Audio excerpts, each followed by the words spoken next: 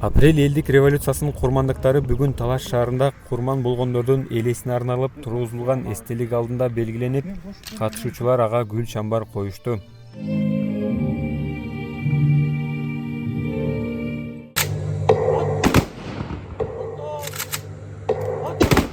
Иш-чарага жергиликтүү бийлик өкүлдөрү, курман болгондордун жакындары, шаар тургундары катышып, шейит кеткендердин элесине Куран окулду.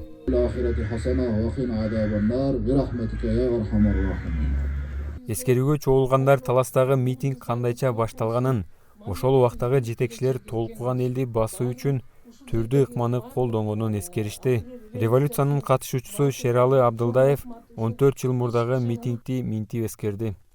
Таласта биринчиден болуп, мен айтып кетпедим башында, 20 миңден ашык киши ушул жерде чогулду. Таластын ар бир үй бүлөсү бул жүрөгү менен ошол окуяга катышты. Бул ошол убакыттагы кландык бийликке каршы оюн билдирген эл болгон. Ошол убакыттагы бийлик бүгүнкү күндө ошондой нерселерди кайталанбаш керек. Эл менен бир болуш керек. Элдин тилеги аткарылыш керек. Эскерүү иш-чарасынын алкагында Талаш шаарындагы музыкалык мектепте сүрөт көргөзмөсү да уюштурулган. Ошондой эле облустук драма театрда дагы сахналаштырылган спектакль коюлду. Анда улуун жоготкон энелердин күйүтү, бийликке нааразы болгондордун эрдиги баяндалган. Жүргүлө аятка. Аят эмне болуп жатат? Көрүп атасыңарбы? Жүргүлө деп үндөп бардым. Баарыбыз аятка бардык. Баарыбыздын башыбызда калпак эле. Балдар, артка качпагыла. Алга балдар. Уулжан Камбарованын уулу Күмүшбек Сейдасанов Бишкектеги Ала Тоо аянтында октон биринчилерден болуп каза тапкан. Ал ошол убакта Ата Мекен партиясынын мүчөсү болгон. Эни уулу Кандан Бектен кайра тартпаган тайбас өжөр болгонун айтты. 3 баласы калган, бир кыз экеркеги, кызы үчөө тең үйлөндү, жайланды. Үйлөнгөндө баягы эл катары үйлөнөт экен, жайланат экен, баягы өзү оору жок.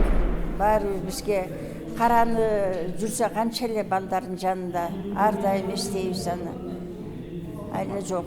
Ошондой окуя болбосун, ушундай бизге окшогон энелер ыйлабасын, кагылаңдай тынчтык болуп, бийлигибизге калыстык орносун.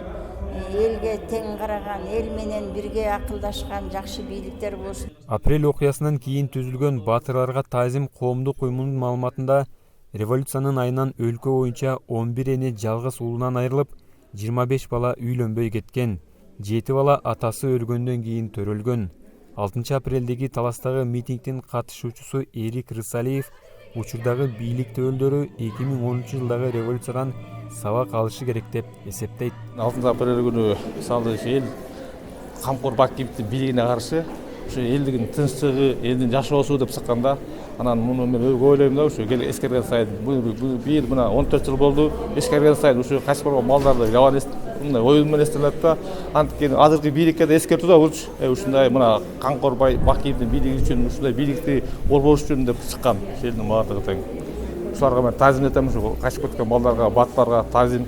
Таластагы эскерүү иш-чарасынын соңунда мектеп окуучулары арасында уюштурулган сүрөт сынагынын жеңүүчүлөрү акчалай сыйлык менен сыйланышты. 2010 жылдын 6 апрелинде элдик толкундоолор алгач Нарын шаарында, кийин Таласта башталып, Бишкекте уланган.